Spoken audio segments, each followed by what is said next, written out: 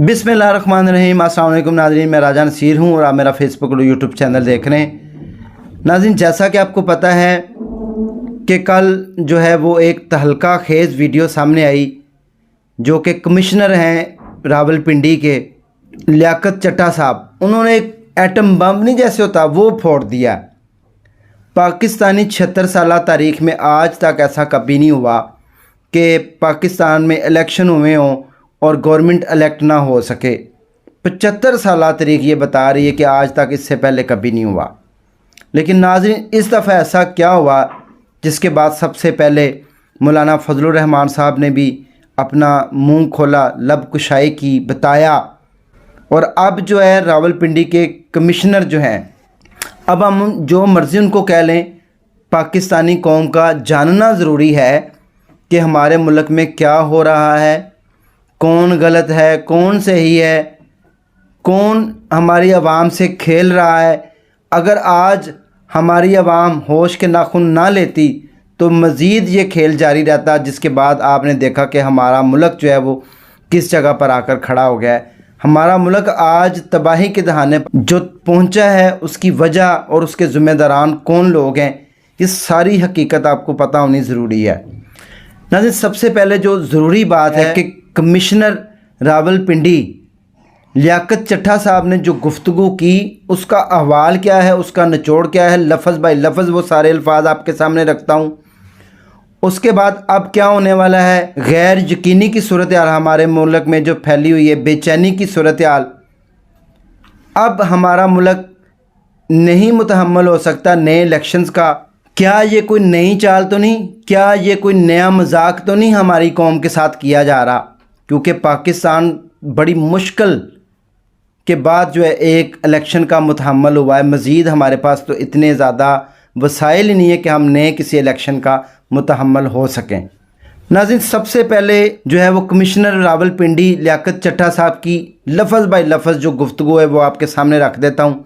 कुछ चीज़ें ऐसी होती हैं जो कि आपने सुनी नहीं होती, वो ज़रूरी होती है आपकी गोशगवार करनी, आपको लफ्ज़ बाय लफ्ज़ पता चल जाए। क्योंकि कल से जो शोर बरपा है पूरी दुनिया में, सिर्फ पाकिस्तानी मीडिया नहीं इसको देख रहा, पूरी दुनिया, जो हमारे हमसाया ममालिक हैं, जो हमारे दोस्त ममालिक हैं, जो हमारे दुश्मन ममालिक हैं, वो किस नज़र से देख रही है। कमिश्नर लियाकत चट्टा साहब ने कल सुबह जो प्रेस कॉन्फ्रेंस की, वो रावलपिंडी क्रिकेट स्टेडियम में उन्होंने प्रेस कॉन्फ्रेंस की। उन्होंने जो अल्फाज बयान किए वो आपके सामने रख रहा हूँ ताकि आपको लफ्ज़ बाय लफ्ज़ पता चल जाए। चंद मिनट के अंदर जो ज़रूरी बातें हैं वो सारी आपके गोशगवार करनी इंतहाई ज़रूरी हैं। नाज़रीन, उन्होंने सबसे पहले कहा कि मेरे जो ज़मीर है उसके ऊपर एक बहुत बड़ा बोझ है, बर्डन है, जिसको मैं उठा नहीं सका। कोई भी बंदा, आपको याद होगा चंद महीने पहले एक कमिश्नर ने जो है वो मौत को गले लगाया था, आपको याद होगा, क्योंकि वो कहता था मेरे ऊपर बर्डन इतना था, मैं बर्दाश्त नहीं कर सका। और ये जो कमिश्नर हैं लियाकत चट्टा साहब, ये एक ब्यूरोक्रेट्स ऑफिसर हैं, और ब्यूरोक्रेट ऑफिसर जो होता है वो मुल्क की रीढ़ की हड्डी होते हैं। इन्होंने निज़ाम जो है वो संभाला होता है, और कमिश्नर जो होता है उसके अंडर एक पूरा ज़िला होता है, उसकी छोटी छोटी डिविजन्स होती हैं, और वो कभी भी इतनी बड़ी हमाकत और इतनी बड़ा ब्लंडर नहीं छोड़ सकता। अब आप यहाँ से अंदाज़ा लगाएं उनकी गुफ्तगू से, वो कहते हैं कि पिछले 8-10 दिनों से मेरे बर्डन था दिमाग के ऊपर, और मैंने पहले सोचा कि मैं अपनी ज़िंदगी का ख़ात्मा कर लूँ, लेकिन उसके बाद मैंने इस मामले को जो है वो कहा कि मैंने अल्लाह के यहाँ भी पेश होना है, और मैं क्यों ना अपनी कौम को जो सारी बातें बताऊं, क्योंकि हमारे आबाओ अजदाद ने इस मुल्क को हासिल करने के लिए बहुत सारी कुर्बानियाँ दी। अब हमारा मुल्क इस नहज पर पहुँच चुका है कि इसको तबाह होने से बचाया जाए, और इसके पेट में जो छुरा घोंपा जा रहा है इस मुल्क के पेट में, उसको भी रोका जाए। मेरा ये ज़मीर उसने मुझे झंझोड़ा, मुझे नींद नहीं आती थी, मैं नींद की गोलियां खाता रहा हूँ। आज मेरे पास 2 ही ऑप्शन थी, फिर मैंने अपने ज़मीर को जगाया, झंझोड़ा, और उसके बाद मैंने ये फ़ैसला किया कि चाहे मुझे कोई भी कीमत चुकानी पड़े। हालांकि आप ख़ुद समझदार हैं, इतना बड़ा ऑफिसर होके और जिसके चंद महीने, चंद दिन रह जाएँ रिटायरमेंट में, इतनी सारी चीज़ें जो हैं वो सामने रख देनी और मुझे फिर माफ़ी मिल जाएगी, ये भी नहीं पॉसिबल था। उन्होंने कहा कि मैं सुबह मौत को गले लगाने लगा था, लेकिन मैं पाकिस्तानी कौम को सच बताना चाहता हूँ कि मैंने 13 نیشنل اسمبلی کے حلقوں کے اوپر اور 26 صوبائی اسمبلی کی سیٹوں کے اوپر میں نے رد و بدل کروایا۔ ROs کے سامنے ان کو میں نے اپنے انڈر کروا کے تو اپنے سامنے موریں لگاتے ہوئے دیکھا۔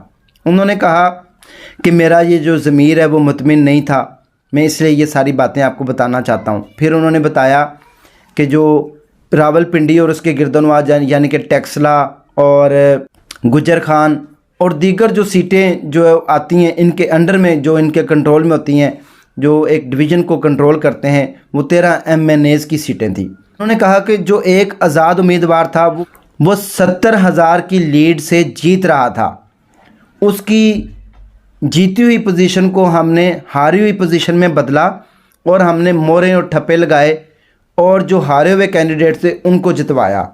ان میں انہوں نے نام لیا کہ ایک راجہ پرویز اشرف صاحب کا بھی نام موجود ہے جو کہ گجر خان کی سیٹ انہوں نے جیتی۔ پھر ناظرین انہوں نے کہا کہ میں اس ساری باتوں کی ذمہ داری خود لیتا ہوں اور میں خود ذمہ دار ہوں، میرے اوپر جو برڈن تھا، بوجھ تھا، وہ میں نے شیئر کرنا تھا۔ میرے ساتھ جو چیف الیکشن کمشنر ہیں وہ رابطے میں تھے، ان کے کہنے کے اوپر میں نے کیا۔ ظاہری سی بات ہے انہوں نے یہ ساری باتیں رکھیں، اور پھر انہوں نے یہ بھی کہا کہ میرے ساتھ جسٹس قاضی فائز عیسیٰ جو تھے، اب انہوں نے کوئی ثبوت نہیں دکھایا، لیکن ایک بہت بڑا سمجھدار بیوروکریٹ آفیسر جو کہ ریٹائرمنٹ یعنی کہ پاکستان میں ریٹائرمنٹ 25 سال سروس کرنے کے بعد ملتی ہے یا 60 سال کی عمر کے بعد ملتی ہے، اتنا بڑا بندہ اپنے کیریئر کو کیسے داؤ پر لگا سکتا ہے؟ اب لوگوں کی طرف سے، مختلف پارٹیوں کی طرف سے مختلف بیانات سامنے دیکھنے میں آئے متضاد کہ جی وہ ذہنی طور کے اوپر معذور ہے۔ بھائی ذہنی طور کے اوپر کمزور بندہ موت کو گلے لگاتا ہے، وہ اس طرح آ کے دنیا کو بتاتا نہیں ہے کہ سچ۔ اس نے کہا میں نے مرنا تو ہے، اس کا جو ضمیر تھا وہ اس کو ملامت کر رہا تھا، اس کو اس کے ضمیر کی آواز جو ہے وہ برداشت نہیں ہوئی، اس نے اپنے ضمیر کا سودا نہیں کیا اور اس نے بالآخر جو ہے وہ سارا کچا چٹھا کھولا۔ اب یہ کسی کی پری پلاننگ کہہ لیں، کسی کے کہنے پہ کہہ لیں، کسی نے اس کو اکسایا، بھئی اس کو کسی کو اکسانے کی کیا ضرورت پڑی ہوئی تھی؟ کوئی کون ہوتا ہے اس کو اکسانے والا؟ اس کی اپنی زندگی تھی، اس کے اوپر جو پریشر تھا اس نے وہ ساری باتیں کر دی۔ اس کے بعد ناظرین کہ جیسے ہی یہ ان کی پریس کانفرنس ختم ہوئی، ان کو اداروں نے اپنی تحویل میں لے لیا، ان کی گرفتاری بھی ہوگی۔ اب ہوا چل پڑی ہے۔ مولانا فضل الرحمان صاحب نے جب پنڈورا باکس کھولا، انہوں نے بھی ساری حقیقتوں سے پردہ اٹھایا، آپ کے سامنے ہے سارا کچھ۔ مولانا صاحب کس کے بندے ہیں؟ کوئی وہ پاکستان تحریک انصاف کے بندے تو نہیں ہیں، وہ نون لنگ کے بندے ہیں، ان کی اپنی ایک پارٹی، ان کا اپنا ایک نام ہے، ان کا اپنا ایک مقام ہے۔ اس کے بعد پیر پگاڑا صاحب نے جو پاور شو کیا، کیا پوری دنیا نے وہ نہیں دیکھا کہ پاکستانی تاریخ میں سب سے بڑا جو پاور شو ہوا ہے الیکشنز کے بعد اپنے حقوق کے لیے، اور پیر پگاڑا صاحب نے اپنی سیٹیں بھی چھوڑ دی ہیں، تو وہ پیر پگاڑا صاحب نے شو کیا جو کہ پوری دنیا نے اس چیز کو بھی نوٹ ڈاؤن کیا، اور اب ہوائیں چل پڑی ہیں بہتری والی۔ ناظرین کمشنر صاحب کا کہنا یہ بھی تھا کہ اگر فارم 45 سارے ایکچول عوام کو دکھا دیے یا ان کی اچھے طریقے سے کاؤنٹنگ کر لی جائے تو آپ کو دوبارہ الیکشن کروانے کی ضرورت نہیں ہے۔ کوئی یہ بھی نہ سوچے کہ یہ سارا کچھ کرنے کے بعد الیکشن بھی دوبارہ کروانے پڑیں گے۔ ایک پہلو اگر ہم یہ بھی دیکھیں کہ انہوں نے یہ سارا کچھ کیا اور اس کے بعد اس الیکشن کو سبوتاژ کرنے کی کوشش کی گئی ہے کہ یہ الیکشن جو ہے ان کو سبوتاژ کر کے تو نئے الیکشن کوئی بھی پاکستانی MP MNA جو جیتے ہوئے ہیں ایمانداری کے ساتھ، جنہوں نے محنت کی ہے، جو آزاد امیدوار ہیں، 180 سیٹیں پاکستان تحریک انصاف کے حصے میں آئی ہیں، وہ کبھی بھی نہیں چاہیں گے کہ وہ اپنی سیٹیں گوائیں، اور وہ کبھی بھی نہیں چاہیں گے کہ الیکشن دوبارہ ہوں، کمپینز دوبارہ ہو، محنت دوبارہ ہو۔ اب اس کا بہترین حل یہی بنتا ہے کہ جو جیتے ہوئے فارم 45 کو کلیکٹ کیا جائے، سپریم کورٹ کا ایک بہترین بڑا بینچ 7 رکنی 15 رکنی یا بڑا بینچ جو ہے وہ تشکیل دیا جائے اور میرٹ کے اوپر فیصلہ ہو، تاکہ یہ جو فرسٹریشن کی کنڈیشن ہمارے ملک میں دیکھی جا رہی ہے، جو ہر روز ہم اس چیزوں کے متحمل نہیں ہو سکتے، اور جو بھی پارٹی میرٹ کے اوپر آئے وہ آپس میں اچھی اور بہترین کولیشن گورنمنٹ بنا لے، تاکہ ہم اپنے اس ملک کو فرسٹریشن کی کنڈیشن سے نکال سکیں۔ ناظرین اگر آپ یہ سوچ رہے ہیں نا کہ اب ہمارے ملک میں الیکشن دوبارہ ہوں گے، تو الیکشن کسی صورت نہیں ہو سکتے۔ اب آپ کو تبھی انصاف مل سکتا ہے جب میرٹ پر کام ہوگا۔ ورنہ انہوں نے ظاہر سی بات ہے پاکستان کا سب سے بڑا جو ادارہ ہے جس کے اوپر بلیو کیا جا سکتا تھا، جس کو پوری دنیا دیکھ رہی تھی، جس کو امریکہ، برطانیہ، یورپین کنٹری دیکھ رہے تھے، یورپین مبصر دیکھ رہے تھے کہ وہ چیف جسٹس صاحب ہیں، جو وہ فیصلہ کریں گے ہم اس کو منوان قبول کریں گے، اور جس کے حصے میں جتنی سیٹیں آئیں گی وہ اپنی حکومت بنا لے گا۔ تو اب جب ان کے اوپر بھی ایک اتنا بڑا الزام لگ چکا ہے، اس کے بعد چیف جسٹس صاحب نے میڈیا سے بھی گفتگو کی، تو جو کچھ ہوا وہ سارا کچھ آپ کے سامنے ہے۔ آنے والے حالات یہ بتا رہے ہیں کہ اگر شفافیت طریقے سے ان سارے معاملات کی انکوائری ہو، چھان بین ہو، اور ایک بڑا بینچ تشکیل دیا جائے جو دن رات کام کر کے 1 سے 2 دن کے اندر جو ہے وہ ساری تحقیقات کرنے کے بعد سارے حقائق قوم کے سامنے رکھے، ہم کسی بھی نئی مصیبت اور پریشانی سے بچ سکتے ہیں، اور ہمارا ملک کسی بھی صورت نئے الیکشن کا متحمل نہیں ہو سکتا۔ جس نے جتنی سیٹیں لی ہیں ان کو اس کے مطابق جو ہے وہ اجازت دی جائے اور وہ اپنی گورنمنٹ جو ہے وہ تشکیل کریں۔ ناظرین، یہ ہے تازہ ترین اپڈیٹس، انشاءاللہ تعالیٰ اس سے ریلیٹڈ جو بھی خبریں آئیں گی وہ آپ کے ساتھ شیئر کریں گے۔ دیجیے اسی کے ساتھ اپنے میزبان راجان نصیر کو اجازت، نیکسٹ میں دوبارہ ملیں گے۔ اللہ حافظ۔